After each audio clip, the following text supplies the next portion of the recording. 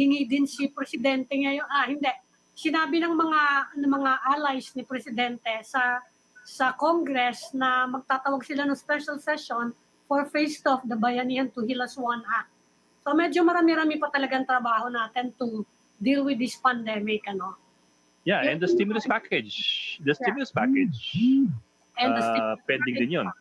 Yes. And yung parati na pag-uusapan, ang reklamo parati ng lahat, by law, dapat within August yung opening ng classes because it is by law. So if they really want to move it, they can easily do that if they really want to. Yeah. Because all it takes is an amendment to the date. Yes. So, kung mag-special session, baka pwede na lang isa ba yun? Kasi mukhang lahat na nakakausap nating local government officials ayaw eh. Hindi yata nila nakakaya, di ba? And, pero quickly, what's your headline for tomorrow? Yun na ang special session. Give it a preview. Special session. And of course, the ASEAN Summit, yung teleconference na summit na tinakal yung economy of the region and yung South China Sea, siyempre, because Vietnam is chairing it, it's an existential issue for them. Yeah. Tapos and the president again talked about terrorism. Oh, yan, terrorism, yes. Joining us now is Robbie Lampay from the One News newsroom. Robbie, anong headline mo kanina sa big story? Well, same thing. Yung ASEAN Summit, apart from the fact that this is the first virtual summit in ASEAN, of course, they tackled a lot of things. They're setting up a COVID-19 response fund. And ang isang malaking usapin din is whether or not we and our neighbors will start opening our borders to each other, specifically to let businessmen start visiting. Hindi pa to sa level ng tourism, but pending protocol that will still be left to each country. Isang malinaw na mensahe nila, we have to start doing business again. Yeah, business travel. Yes. Yeah, isa din yung you have to start programming regional business under a new normal. Yes, that's Kasi right. so far we only talked about the new normal in terms of local businesses, and even that we're not yet fixed. Yeah. And then of course in the meantime, ang message naman ni President Duterte sa usapan, of course he supported every response with regards to COVID, both on the public health side and also economic side, but he also reminded his fellow leaders, there's one more thing, sabi niya, and I think this was the quote from President Duterte, COVID did not kill terrorism. So he's reminding our neighbors in the region that terrorism remains a big problem. And as we open up the borders, I think that was the context. As we open up the borders, let's still be mindful that terrorism is still something that we have to keep an eye on. Okay, let's bring in siguro our guests, because we have 3 guests tonight. We'll have to cram them into this 1 hour that we have. Actually, less than an hour now. Our first guest for tonight is from the MMDA, the MMDA spokesperson and Assistant Secretary Celine Tialago. She's now coming online. Asik Celine, ma'am, thank you for joining us. Good evening po. Hi, Good evening, ma'am. Magandang gabi po sa inyo. Hello. Hi. Hi, ma'am. Sining may tao sa kanan ninyo o ano 'yan? Ay, ano po? Bunda. Okay. Tela. Akala ko may meeting kayo tapos pinasok niyo lang kami. Anyway, ma'am, let me start. Okay. Okay. Akala ko yung mala floral na t-shirt eh. Anyway, moving on. Ma'am, I don't know. I suppose everybody's... Nawala si Ed. Nag-freeze si Ed. Well, I'm sure. Let's just jump in. Ma'am, of course, Ed and all of us, we want to know, kamusta po ba mga lansangan natin? Let's give an update muna, status report on the mobility of people on our highways and our streets. Well, sir, sa ngayon po under general community quarantine, sa 200,000 vehicles na po ang lumalabas ng kanilang tahanan at bumabaybay ng major thoroughfares kagaya ng EDSA. Remember po, nung panahon ng January, February, 405,000 po ang daily average ng mga sasakyan dumadaan sa EDSA. Pero as we speak po, nasa 200,000 na po tayong mahigit ngayon. So dumadami na po ang ating mga private motorist, pero yung ating operations po para sa ating bagong bus lane na kilala po sa tawag na EDSA busway, no? So everyday po ang operations ng MMDA at HPG sa mga motoristang dumadaan doon. Again po, limited lang po yun at exclusive para sa mga city buses at emergency vehicles. Ma'am, sorry, na-traffic ako dun sa internet eh. Naputol ako. I missed out on your numbers eh. 200,000 ngayon ang daily average natin. Pero before this, it was 400,000. So kalahati. Kalahati tayo ngayon, tama ba? Tama, sir. Exactly po, 197,458. Yun po ang eksaktong dumadaan ngayon, no? Yan po Parang ano eh, pero parang nag-back to normal yung travel time ko. Parang hindi Bok, kalahati. I was going to say, Bok, and that was actually my question to Ma'am. Ma'am, we also have to qualify that, no? Nangangalahati yung number, but at the same time, yung capacity ng EDSA given the dedicated lanes for buses, restricted din yung access, yung roads that private cars can use. Kaya, coming here, mabigat na ulit yung traffic. Well, actually, sir, no, sa monitoring po namin, nung panahon po ng January, February, nung wala pa pong COVID, no, ang travel time po ng ating mga kababayan ay inaabot ng 2 hours, no, 2 to 3. Buong stretch na po yan, Monumento to MOA, vice versa, tuwing peak hours po or rush hour. Nagkakaroon pa rin po ng traffic build-up, sir, noon, kahit tanghaling tapat. Ngayon, sir, to be honest with you, ang traffic po ay mararanasan talaga kapag rush hour, which is 6 in the morning to 7 lang in the morning. And mostly po, isa sa mga dahilan ng pagbigat ng daloy ng trapiko ay yung kalituhan po ng mga pribadong motorista dahil po nagsisiksikan sila sa mga underpasses, sa mga flyovers. Marami pa po ang hindi nakakaalam na yung dati po nating yellow lane, yung dati po nating service road, dedicated na po yan para sa mga private motorists. So nagkakaroon ng traffic build-up, sir. Pagbababa ng Aurora Underpass, ang bigat. Paglagpas, maluwag. Pero pagkita mo ng service road, wala pong nagmamaximize. So with your help po, information campaign, kailangan po masanay na rin yung ating mga private motorists na wala na po yung yellow lane natin dati. Yung iba po kasi talaga, sir, ayaw nilang daanan yung dating service road. Natatakot sila sa stoplights, no, sa mga obstruction. Pero this time, napakaluwag na po at maaari na hong gamitin ng ating mga pribadong motorista. Okay, but ma'am, beyond the private cars, more importantly, kamusta po ang mass transit, ang buses natin, especially given these dedicated lanes? Alright, sir, yung bus stops natin sa ngayon, 4 na bus stops pa rin po yung na-maximize natin. North Avenue, Quezon Avenue, Ayala, and Taft, no? Magkakaroon po ng 16 na bus stops, no? Yung nakikita po natin na bagong bus lane, which is yun nga po ang tawag natin, and sa busway, yung bus stops po niyan, sir, nasa gitna, no? So, ang minamaximize po dito could be yung MRT structure, yung existing footbridge, o yung LRT structure. So, magkakaroon po tayo ng bus stop, 16 locations, 2 po sa Pasay, isa sa Guadalupe, isa sa Ortigas Avenue, meron po tayo sa Boni Serrano, Main Avenue, meron din po dito sa may Nepa Q-Mart, sa may Cubao, no? Meron din po sa Quezon Avenue, gamit po yung MRT, North Avenue, Roosevelt, Muñoz, Kaingin Road, Balintawak, Bagong Barrio, at MCU Monumento. Yun po yung magiging bus stop ng ating mga kababayan. And give us at least 1 week, sir. Kasi po siya ngayon, ang ginagawa po ng MMDA, no, natapos na po natin yung platform. Nakapaglagay na rin po tayo ng mga waiting sheds. Siguro yung iba magtataka pag dumaan sila ng EDSA, may mga green na fences. Yan po ay proyekto ng MMDA. Joint naman po yan together with DOTR, LTFRB, no? Kasama na rin po, sir, yung pagpipaint ng curbs, yung pagmamodify po ng mga pavement markings, yung paglalagay po ng mga signages. Yan po yung mga efforts natin ngayon, no? Nitong mga nakaraan, in preparation nga po para maging operational na yung ating 16 na bus stops. So, timeline, sir, give us 1 week. Magagamit na po yan. At least after 23 days and counting, 26 days and counting rather, magagamit na po yung mga bus stops na yan. So, hindi na 4 stops lang, kundi 16. Usable po yan for both directions. Sa ma'am, tawidable yan ha? Natatawiran ng tao yan. You're talking about 16 areas kung saan pwedeng tumawid ng EDSA ang tao pumunta dun sa gitna.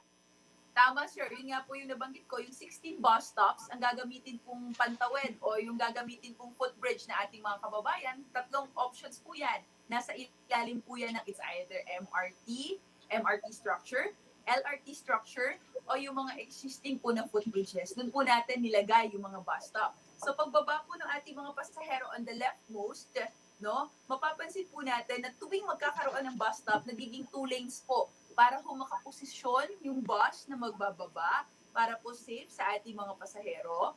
Barricaded din po yan. Meron din po mga orange barriers yan. Actually, sir, nakaschedule kami on Monday na ipresenta po itong mga bus stops na to. Gladly po, nauna po kayo. So, ito pong mga bus stops na to, dito ho po posisyon yung bus para ho makapagbaba ng pasahero. May mga fences po yan. Yung structure po ng MRT, sir, sa gitna, may existing na hagdanan na po yan. So, dyan ho aakyat yung commuter o yung pasahero po natin. Either way, makakapili siya kung mag-northbound ba siya o southbound gamit po yung mga existing structure. Could be MRT, LRT, o footbridge. Yun po yung itsura ng ating mga bus stops.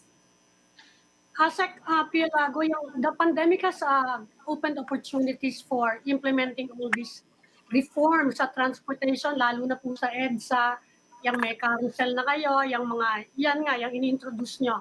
Sa tingin nyo ba maso-sustain to? Considering, total nakita na natin, it's been several days na nagbabalikan na yung mga sasakyan. Maso-sustain ba to beyond the pandemic sa tingin ninyo? Po sir, yes ma'am. Ma'am, masusustain po ito at para po sa amin, ito po yung pinaka-tamang panahon din para po ma-implement na itong bus rapid transit program. No? Dekada na po itong nakatenga at ngayon po mamamaximize na rin natin yung mga structures natin na nasa kahabaan ng EDSA. Magkakasilbi na yan. Yung mga hindi po kailangan sa gitna like yung mga center islands or halaman, inayos po yan, nagkaroon po ng construction dyan. Yes po, ma'am, sustainable naman po ito. Kung ikukumpara po natin noon, ang dati pong babaan at sakayan ay ang rightmost. Every 50 meters, every 100 meters, merong pasaherong nag-aantay, nakatayo. Yung mga buses po, from time to time, hindi siya umaandar. Mag-aantay siya, magbababa, magsasakay, anytime, anywhere. Hindi po nila sinusunod yung ating mga bus stops, A, B, or C. Hindi nila sinusunod yan. Pagdating po sa mga intersections, ma'am, sa baba, no?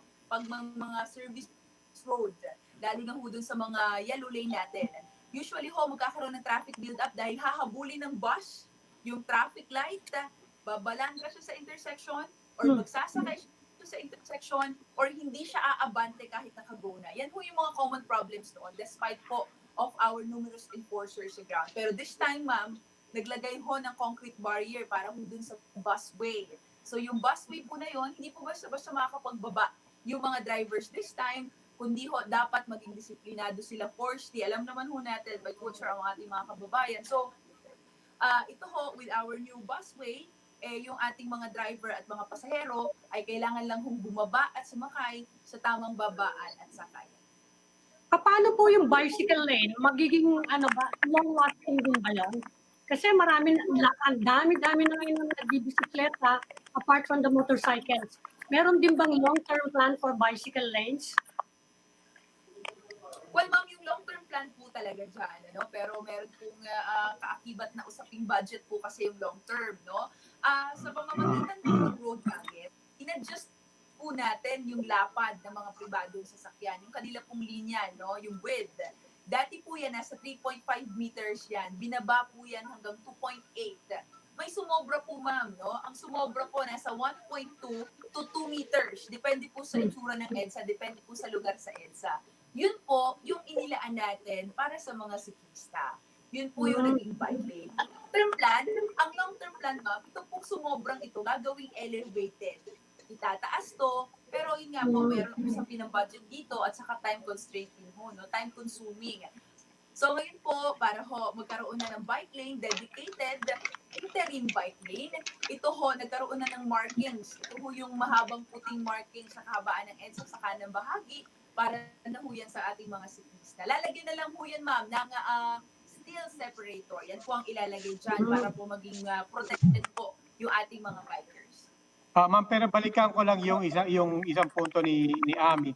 Whether it's the setup for buses and or the setup for bikes. Ano pong attitude natin dito? Are we doing this right now as stopgap and as temporary, or are we doing this with a mind na yan na yun, we might as well make that permanent? Well, ang objective po dito, ang plano po dito, ito po ay permanente na. Mm. No. Yung sa harbor, ma'am, yung sa harbor link, parang siguro imagination ko lang, parang nababawasan yung traffic sa truck. Nararamdaman na ba yung effect ng pagbubukas ng harbor link to NLEX? It's supposed to divert traffic from the other routes eh. Bakit imagination lang? Yes, ma'am. Kasi nandito kami, nandito opisina natin. Pag Kasi jarista yan eh, ayaw maniwala. nababawasan na yung truck. Jarista yan, Yes, ayaw ma'am. maniwala. Alam mo, Pag lumalayo ako sa tama pier, po. parang Wala man konti-konti na yung figures truck. Tama. Yes, Wala ma'am. man po akong figures ngayon, ma'am, kung ilan po ang nakikater ng ating mga panibagong kalsada. Pero lahat po ng additional na infrastructure, lahat po ng additional na kalsada, talaga po mararamdaman natin yung pagbawas at ng pagbigat ng daloy ng traffic.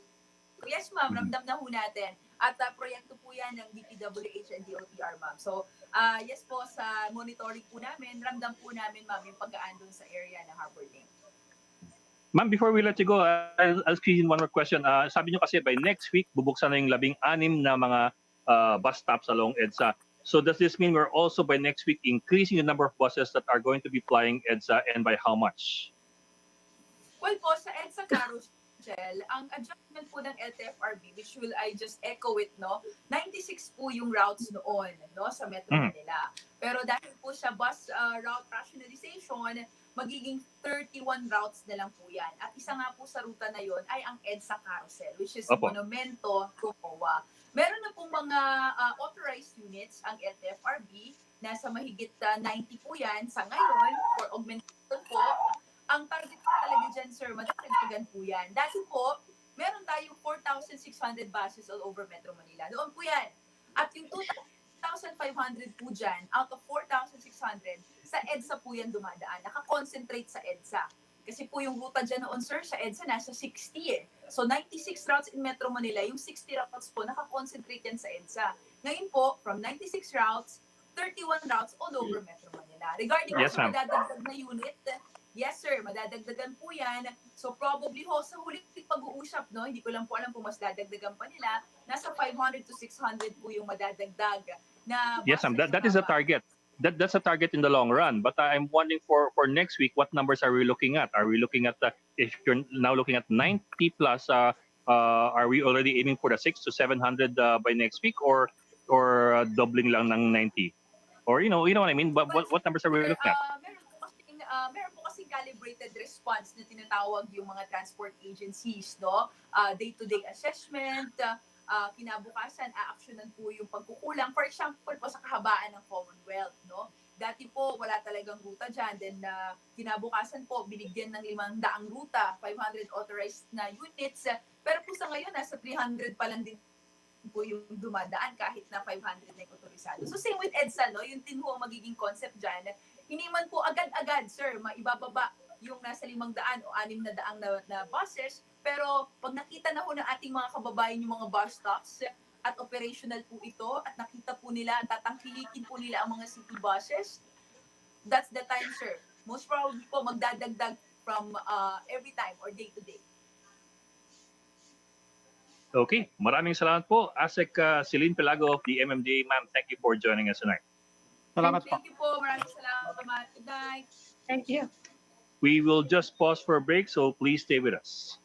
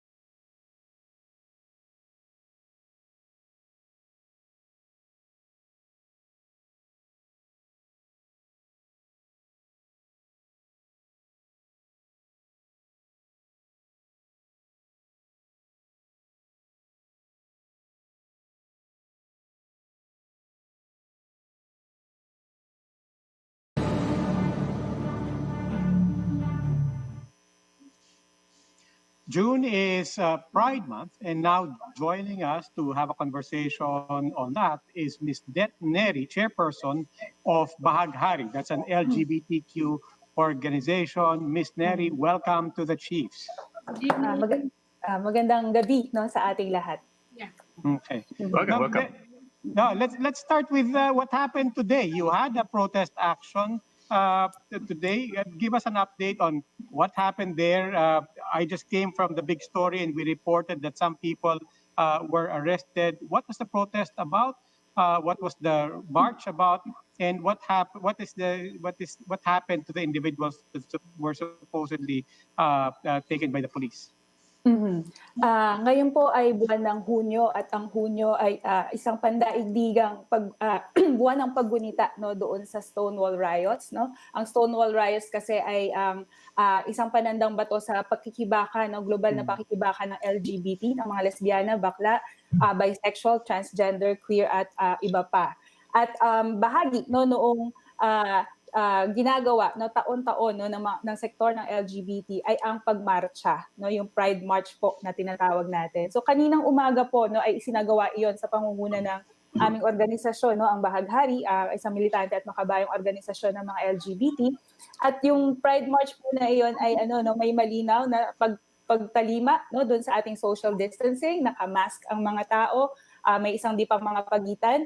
At katulad ng nakikita ninyo, no, doon sa mga larawan, bilang paggunita nga doon sa 51 o 51st na taon, no, ng Stonewall Riots, no. At dahil ang mga LGBT, no, ay bahagi rin, no, ng mamamayang Pilipino, at ang isa sa mga matitingkad, no, na panawagan ngayon ay yung sa terror bill. Isa yon, no, doon sa aming mga dinala, no, na kampanya, no, yung mass testing, yung terror bill, yung pagbasura, no, doon sa anti-terrorism bill, at maging yung suporta sa panawagan, no, ng ating mga jeepney drivers na sa kasalukuyan ay wala ng hanap buhay. So yun po, no, yung itsura, no, noong marcha kanina na nangyari sa Mendiola.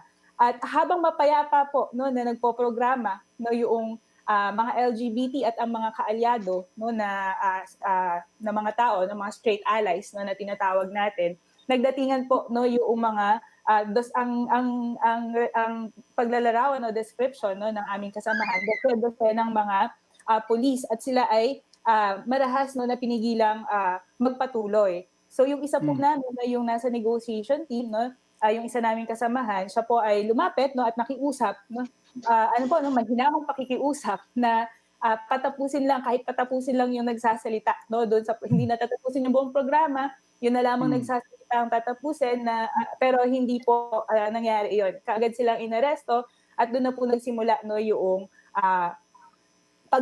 pagsasakay sa kanila. Even yung mga driver, no, nung ating mga van, no, na sinasakyan ay kinuyog po, no, noong mga pulis. May makikita po tayong mga larawan kung paano mismo ang kapulisan ay actually sila yung lumabag, no, doon sa social distancing na protocol natin. So mula po kanina hanggang sa ngayon ay nananatili sila, no, doon sa Metro Manila Police District, no, sa MPD, at kasalukuyan pa rin pong nagaganap, no, yung tapos wala na siguro, no, lagpas na sa oras, no, pero yung inquest, no, ay hindi pa rin po natatapos. At yung ikinababahala namin, walang malinaw na kaso, no, sa 20 tao na ito, pero nananatili sila, no, doon sa kulungan at nakabilanggo. So yun po yung natin. Miss Neri, i-follow up ko lang yan. You said hindi malinaw ang charges. That was part of the report that we read out kanina. You're saying that they were brought to the station, and it is, as of now, it is still not clear to you what the charges exactly are? Hindi pa po kasi tapos hanggang sa kasalukuyan yung inquest, no, yun po yung huling ibinalita sa amin, no, ng mga kasamahan nating nandoon sa MPD. At yung nakakabahala pa nga po, no, ay hindi sila binasahan, no, ng kanilang karapatan. Wala yung Miranda rights, no, na ating tinatawag. At may paglabag po iyon, no, sa karapatan ng kahit sino mang inaaresto, no, na hindi mo alam, no, kung bakit ka dinadakip, no. Yun po yung aming mga reklamo, no, dito sa pangyayaring ito, na isang mapayapang pagtitipon, no, na may social distancing, tumatalima, no, doon sa ating mga protocol, and yet no ay ganito po no karahas no yung dinaranas ng ating mga kasamahang LGBT no na ang nais lamang ay gunitain no ipagdiwang magmarcha, gunitain no yung ika-81 anibersaryo ng Stonewall dito Ma'am, sa atin. wala po sinabi yung pulis sa inyo kung ano raw yung violation niyo. Kasi I get it, nasa inquest siya ngayon, ibig sabihin yung fiscal lang dapat magdesisyon kung itutuloy o hindi yung mga kaso. Pero at least sa bahagi ng pulis, may complaint ba silang final? Ano yung violation daw? Yun pa nga po no yung kinalulungkot namin no kasi nga kanina dun sa bago pa man dumating dun sa piskal no para dun sa inquest, pinipilit no na magsalita or umamin itong aming mga kasamaan kahit wala yung presensya no ng aming mga abogado. At ang sinasabi, kung hindi kayo magsasalita o kung ano man, mas kakasuhan namin kayo ng mas mabibigat. At hindi naman sila sinasabi ano yung mas mabibigat na kaso na ito at hindi naman din nila sinasabi ano yung kaso. Mayroon lang din na mga narinig no na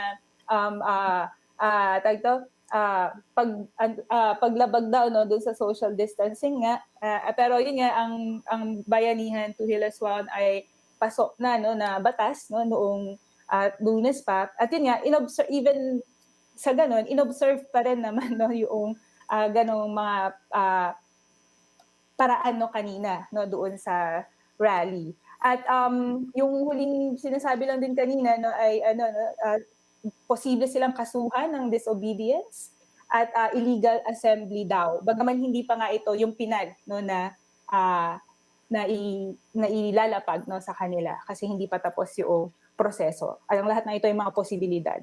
So, yung mga sa kapulisan, wala pong malinaw na sinasabi tungkol sa kanila. Laging sinasabi sa kanila ay si Hepe ang sasagot, pero wala pong sagot na malinaw no, na ibinigay sa 20 tao po ito no, na inaresto kaninang umaga. Pero kung ini-inquest, hindi ba dapat may case yun? Exactly. Oo, may complaint dapat eh. Dapat may complaint. So, and dapat sinabi sa inyo.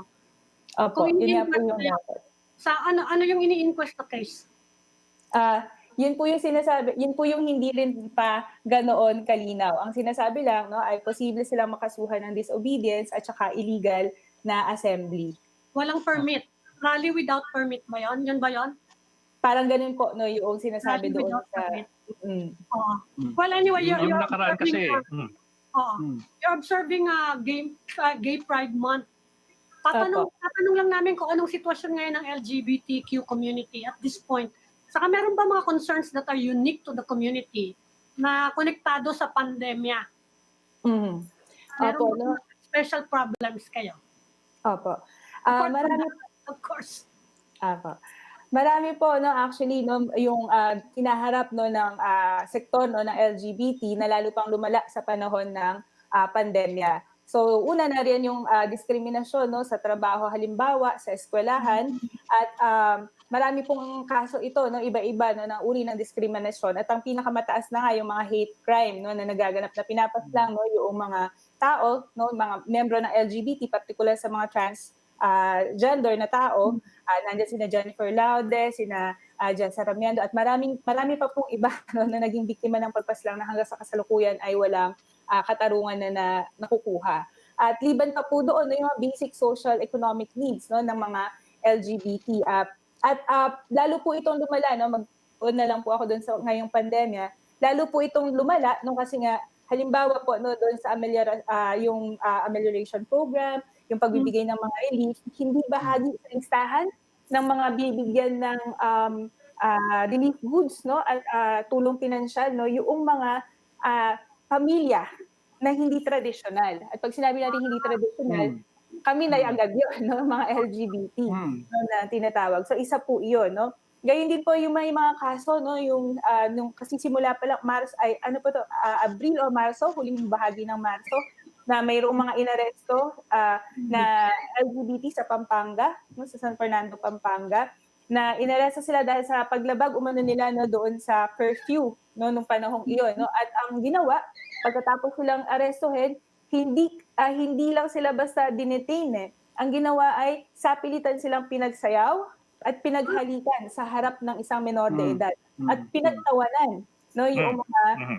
yung akto na iyon. At yun po ay mga malinaw, no, na violation, no, ng karapatan ng mga LGBT na napaka-espesipiko, no, kasi hindi naman iyan ginagawa, no, doon sa ng mga non-LGBT. So ganun po, no, yung itsura. Mayroon ng karahasan na nararanasan ng mga LGBT even before the pandemic, at lalo itong lumala, no, ngayong panahon ng pandemya. At ito pa nga, no, nitong panahong nagse-celebrate ng Pride ay dinahas pa, no, yung mapayapang kilos protesta.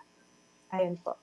Ma'am, nabanggit niyo yung issue specific to non-traditional homes. I'd like to follow up with a question of if this is this just anecdotal reports, or are you in fact documenting a pattern when it comes to these households, particularly made up by LGBTQ members? And then I'd also like to ask, beyond the households, what about in the workplace? Ngayon na maraming nawawalan ng trabaho, hirap lahat ng trabaho. Again, in the workplace as well, is there something, are there issues that are specific to LGBTQ members? Opo, no. So unahin ko po, no, yung sa pamilya muna, no. So yung napakalaking ano, no, usapin po yung sa pamilya kasi lahat, no, nung yung sa pagtatrabaho sa konteksto ng Pilipinas, lalo na kung saan napakatindi, no, napakahigpit ng ideya, no, ng pamilya, lahat ng pang-ekonomiyang gampanin natin, no, halimbawa ng pagtatrabaho, ay binubuhos natin, no, para doon sa ating pamilya. Ganun tayo magmahal, no, bilang mga Pilipino. At hindi po iyon natutugunan kasi relate ko na po doon sa may komplikasyon doon sa pagtugon doon, kasi relate ko na po doon sa trabaho.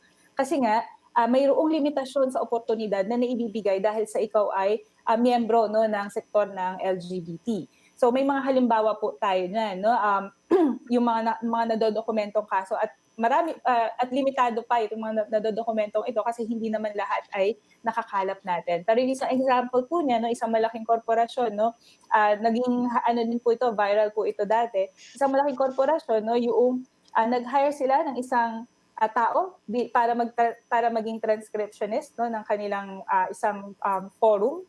Tapos nung nakita nila na yung hinire nila isang trans woman, ay hindi na siya pinatuloy, no? Kasi ang sinasabi, hindi pa handa, no, yung kanilang kumpanya na makipagtrabaho sa isang trans woman. No? So may ganun pong kaso, no, na nangyari. Gayun din, no, mayroon pang iba, halimbawa na natatanggal, no, sa trabaho o hindi tatanggapin sa trabaho. So mayroon po kaming ganyang mga kasong naitatala dahil siya ay bakla, no? So at yung kanyang pagiging, yung expression niya ng kanyang sexualidad ay medyo feminine, no? At hindi siya natanggap, no, bagaman qualified siya, no, doon sa parametro, no, nung eskwelahan ng isang universidad na malaki ring universidad, ay hindi siya natanggap dahil sa panrelihiyong paniniwala, no, noong universidad na iyon. So itong taong ito, nang sumubok ulit siya, no, na pumasok sa isa na namang trabaho,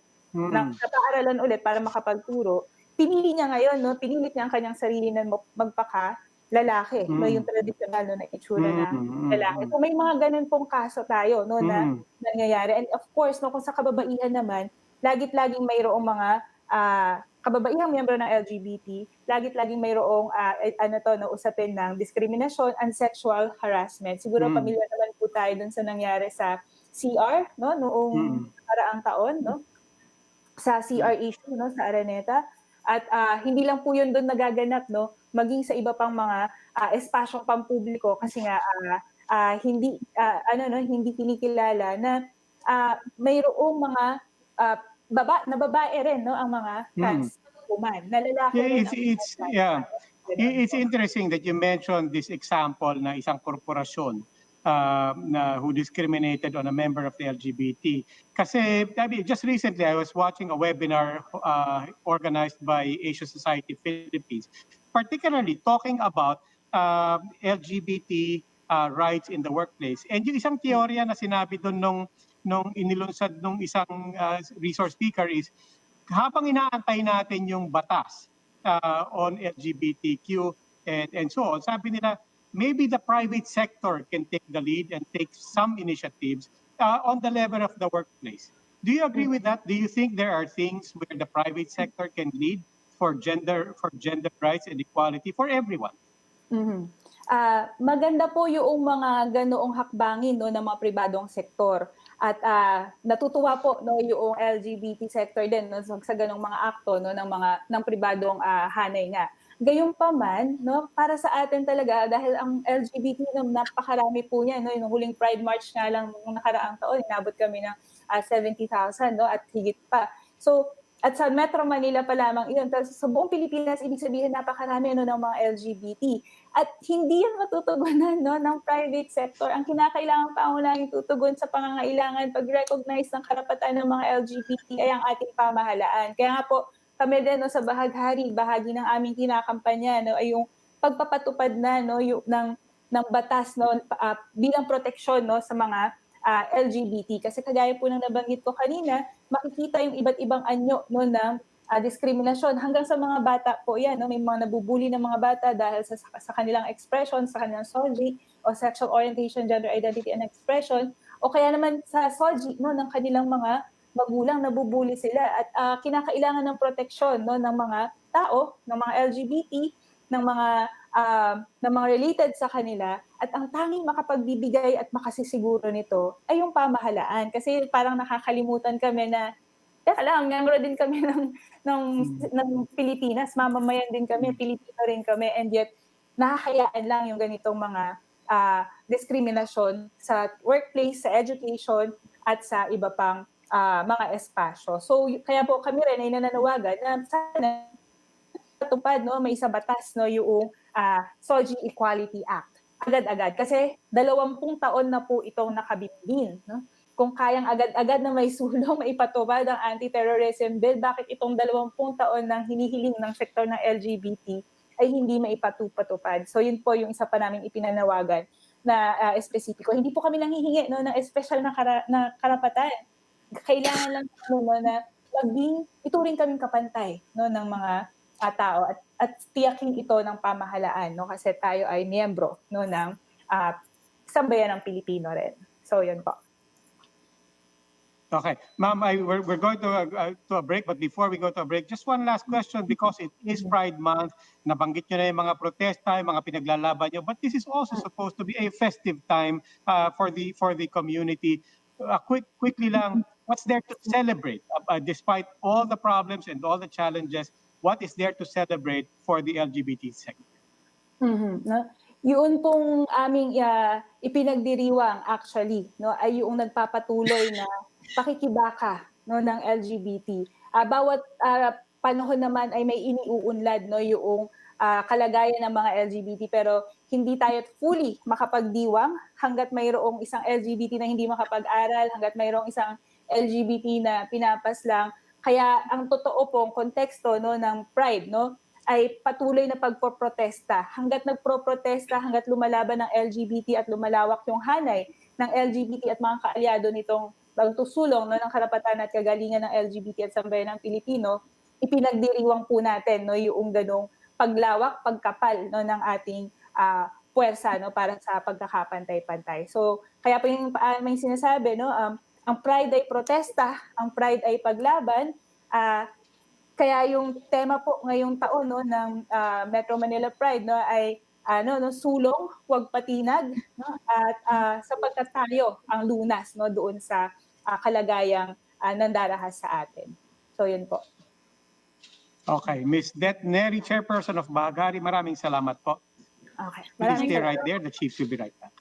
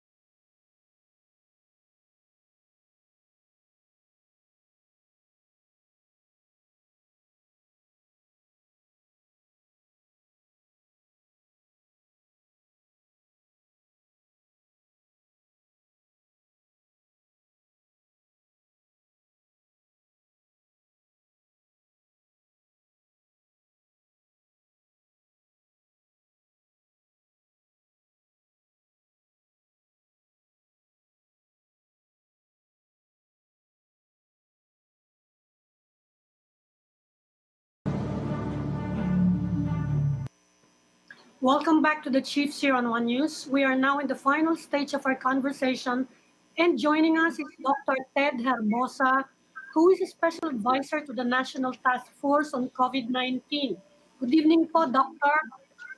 Good evening to the Chiefs. Good evening, Ami, Roy, and Ed. Yeah, Good evening Dr. po. Good evening, sir.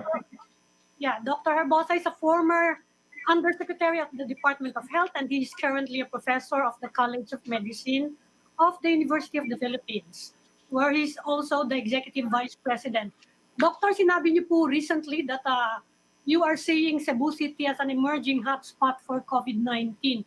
Ano pong masasabi niyo sa nangyayari ngayon? They're back under ECQ at napakahigpit, may mga area na may mga lockdown pang mas mahigpit. Yes, they were already on general community quarantine as of May, but we reverted them back. The IATF reverted them back to enhanced community quarantine, which is what we did in March and April. So they've been put back, and the reason for that is the increasing deaths. There were increasing case fatality rate, and there was an increase in positive or confirmed cases in the city of Cebu. We went there before June 15, a team together with the Secretary Galvez and some of our even Deputy Secretary Secretary Vince Dizon also went with us, and we had several meetings with the local Department of Health, the Region 7. We also met with the hospital personnel, and we found out that most of the private hospitals were already full. Even Vicente Soto, the regional hospital, was already getting overloaded, and they had to extend their COVID ward. So truly, there was a increasing transmission from the different cases. So it was decided that because of this, they should go back to a very strict enhanced community quarantine, which is where they have been placed after June 15. But seeing what's happening now, do you think the ECQ will last longer than maybe 2 weeks? Yun ang inaalala nila ngayon na they really want to go back to more relaxed quarantine. Seeing what's happening now, what the city is doing, posible pa ba siyang tumagal? Oh. Nawala si Very strict Doctor. Yes. Can you hear us, Doctor? for the or the health. Yes, I can hear you. So the Okay, the okay. reason to put the Cebu City. Hello, Yes, Doc, yes, go we ahead. can hear you. am I back? Yes, we can hear you. Okay. Yeah. So I think the internet. Okay. So the reason you put a city like Cebu in community quarantine when the transmission goes up is to allow the health system to catch up and to breathe. Mhm. So apparently, what we saw there is where doctors were already fatigued and demoralized because the cases just kept coming. Their emergency departments were full, and the queue to be admitted in the ICU Yeah. was quite long. So many patients were actually dying early in the emergency department, especially in Vicente Soto. We just went again and visited last Wednesday. We brought with us the 5 secretaries. Secretary Duque was with us, Secretary Lorenzana, Secretary Año, and then Secretary Galvez, and they brought with him the new overseer for the implementation of ECQ in Cebu, Secretary Roy Simatu of the DENR.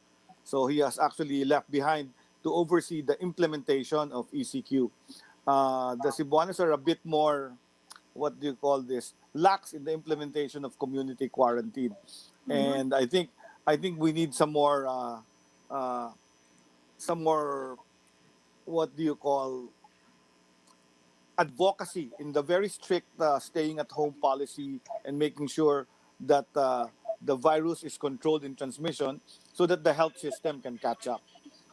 But Doc, what does the Environment Secretary bring to the table 3 months into the pandemic that Okay. that makes it different from what you guys were doing in the past 3 months? Okay, so apparently there is uh, some opinion in Cebu City that the COVID crisis, the COVID-19 disease, is actually uh, not as severe as, let's say, dengue or TB or influenza. So So there's this misconception. There are a lot of mistruths that are actually floating around that people die with COVID and they do not die of COVID. So those there were statements made by some leaders to that effect, which Mm. some of the medical community did not agree with. And this is the Mm. effect. The effect is really you see the greater transmission of the of the virus and more people getting admitted in the hospitals. Of course, there are about 80% who will be asymptomatic or will have mild, but the 20% will have to be admitted in a hospital, and about 10% will actually die in the process because of severe conditions. So this is the one that is not good because these are preventable deaths. If Mm. the transmission is controlled, we actually save lots of lives. That's exactly what happened here. The estimate in Metro Manila is because the people from Metro Manila behaved, and the all the cities in Metro Manila said it's all for one and one for all. If one city is in GCQ, everybody goes on GCQ. If one Mm. city is in ECQ, everybody helped each other. There Mm. were three cities, the Tri-City they call it, Cebu City, Mandaue, and Lapu-Lapu. Mm. Cebu City had a very high transmission. So that's the reason Mm. why they tried to put someone from the national to help the local chief executives implement Mm. a stricter ECQ. So Roy Sumato, as we know, has been serving in the careers Mm. armed forces, and then he was sent to the Middle East. Remember, in the foreign service to actually help Filipinos in crisis as well. And he said this is his newest assignment from the president, that to serve and help Cebu in its Mm. battle against COVID-19. Pero Doc, that's Doc, precisely my point. You already know you've identified the problem already on your own, as well as with the task force. What does Secretary Simato bring to the table? Considering that he is environment secretary, I know he's the president's troubleshooter, pero in the end, parang klaro na sa inyo kung ano ho yung problema.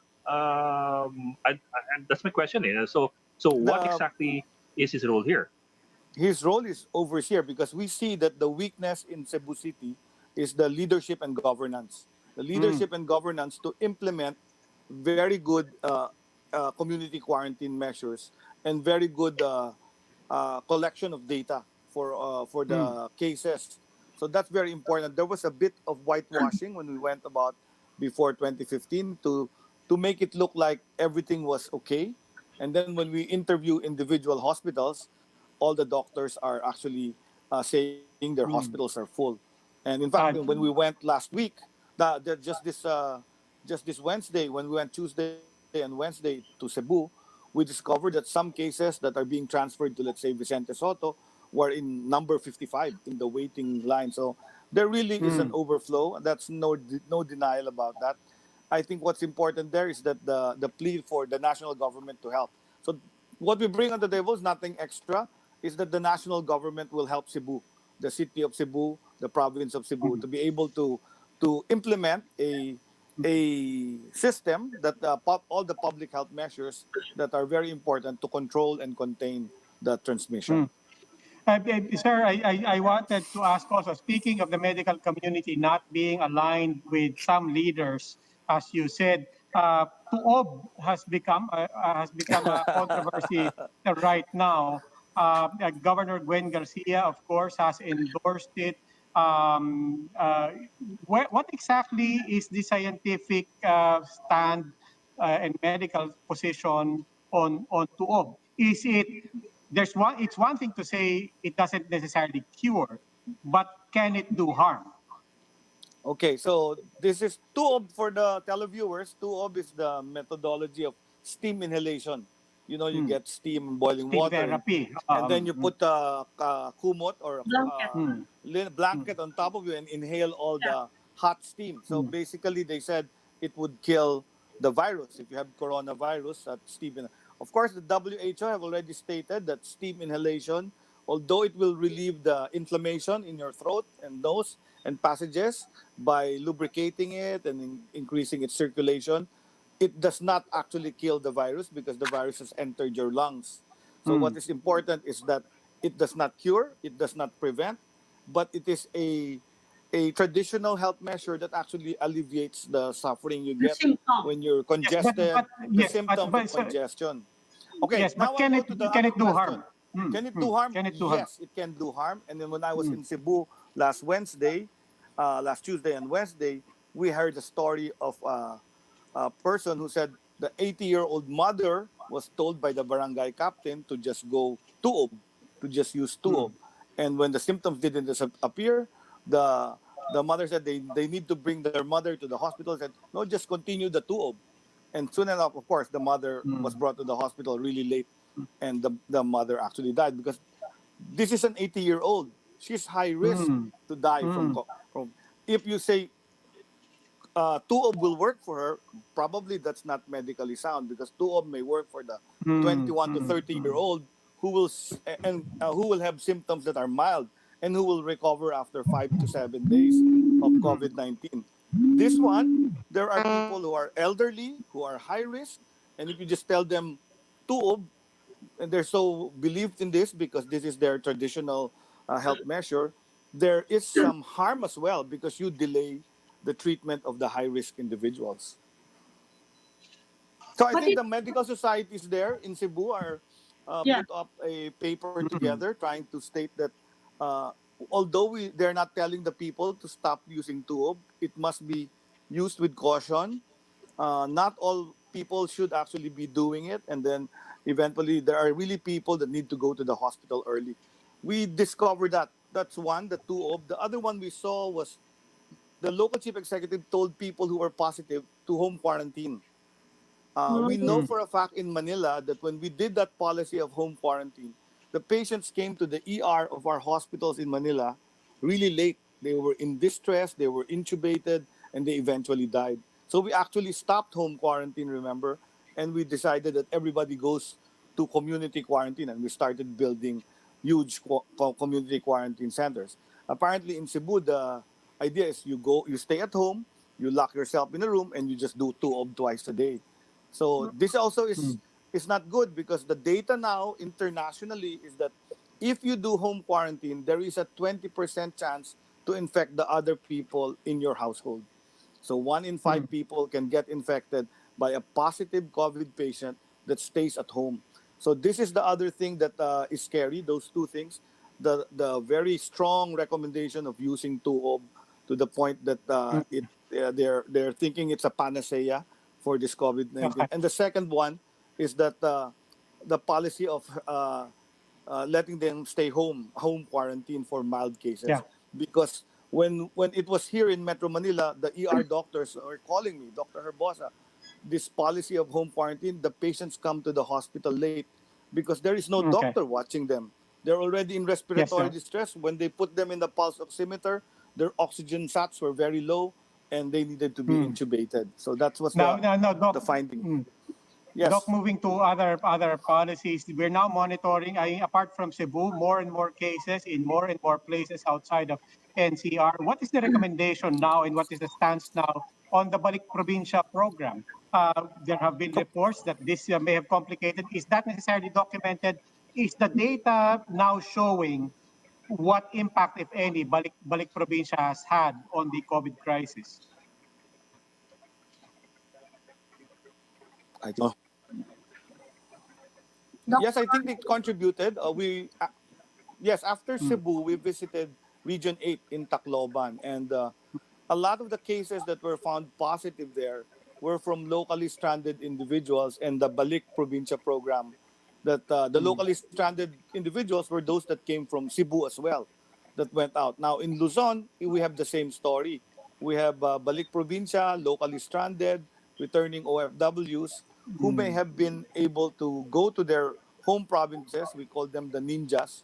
They did not mm, go through the process, and they ended up mm, transmitting in the different areas. So I think the Balik Provincia is a bit on hold, not going to be mm. made at the same time. The locally stranded individuals in Metro Manila will now all undergo PCR. That's very new. That was decided today. And then of course we are now having a better system for the OFW. Before we had it was messed up. So the OFWs in May tended to stay longer because the tests got lost along the bureaucracy. But now they've fixed that. They have this what we call one-stop shop. You get the swab from the airports, and then you stay in a hotel and wait for the result in 3 to 5 days, and then you can do home quarantine for the remainder of the 14 days. So they're fixing it one by one. I think yes, the answer to your question, it helped populate some of our communities outside NCR because there's really a lot. We sent home about 47,000 uh, Mm. OFWs, returning Filipinos, OFWs, and including the locally stranded individuals. And we Mm. also visited yesterday, we went to Zamboanga because Zamboanga will be the area where 5,300 Filipinos will be returned from Sabah. Mm. So that's being done as well. So that's also at least the city mayor, Mayor Ben Climaco, is trying to help together with the DSWD, the Foreign Affairs and Mm. Quarantine, to make sure that they are all processed when their boat comes in and they are released. In that particular incident, the testing will be done in Sabah, in Sandakan. So Okay. our quarantine officials will go there, test them there. We're paying the Malaysians to do the test, and all those that are positive will not be deported. Only those that are negative will be placed on the ship. Pero Doc, mas Okay. delikado yun kasi siksikan dun sa mga barko from Sandakan to Zamboanga. Not unless you do RT-PCR testing na mas reliable kasi baka makalusot yung mga Yes, nag-antibody testing lang. that's what we're paying for. We're paying for an RT-PCR test, and we're Okay. sending a doctor from the Bureau of Quarantine to really observe that the Malaysians will do RT-PCR Okay. before they Okay. ride the boat. One Doc, last we're running question out of lang. time. One last Hmm. question. Are you Sure. recommending an easing of quarantine in Metro Manila? You're an advisor to the National COVID Task Force. Seeing Yes, what you're seeing now. yes, I'm seeing a lot of the private hospitals. Their counts of COVID-19 cases have really gone down. Their beds are empty from COVID cases. There are still some hotspots in Manila, I think Las Piñas, but I think we can handle them with what we call geographic or localized Localized. quarantine. Yeah, Hmm. we just lock off a street or a sitio or a barangay or a couple of barangays and then test and look for all the cases and then isolate them. We now have community quarantine centers. Our hospital doctors know how to treat these cases now. They're more confident. They've trained a lot, and there are PPEs available, and we have several testing centers already. So it's time Okay. for Metro Manila to dance. That doesn't mean we all relax. I think the onus now is on the individuals and the companies, the businesses that will open up.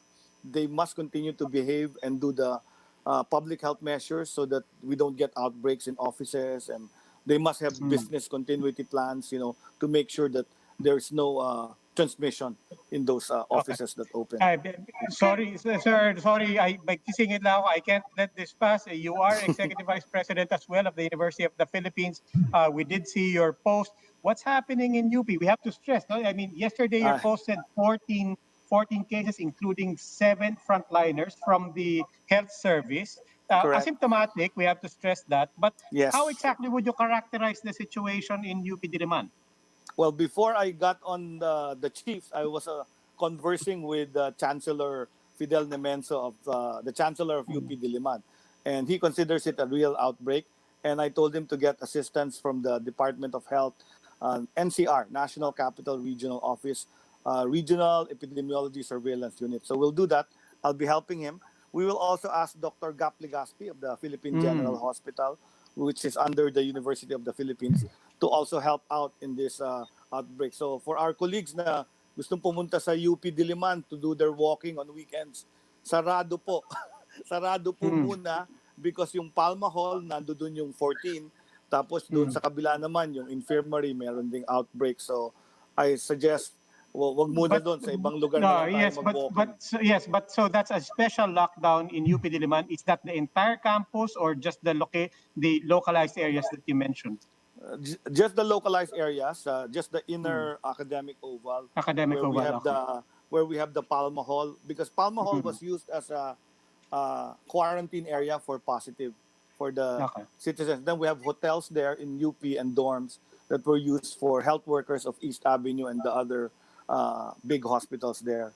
And luckily, we have no classes, so there's really no reason for people to actually go there, except for Yes, those sir. weekend citizens of Quezon City that like to do their biking and walking around the academic oval. Okay. Okay, Okay. maraming salamat po. Dr. Ted Herbosa, Special Advisor to the National Task Force on COVID-19. Doc, maraming salamat po for joining us tonight. Thank You you. to the chiefs. Maraming Salamat po, salamat Doc. po. Thank you. Thank you. Stay Thank you safe, po. everyone. Stay safe po. And that's a wrap for tonight. You can also catch One News on the Signal Play app. Register for a free account at signalplay.com and stream One News live anytime, anywhere. That will be all for this special edition of the Chiefs. We hope that to discuss here will keep the conversation going. I'm Edling of One News. I'm Mami Pamintuan of the Philippine Star. I'm Robbie Alampay. We're One News.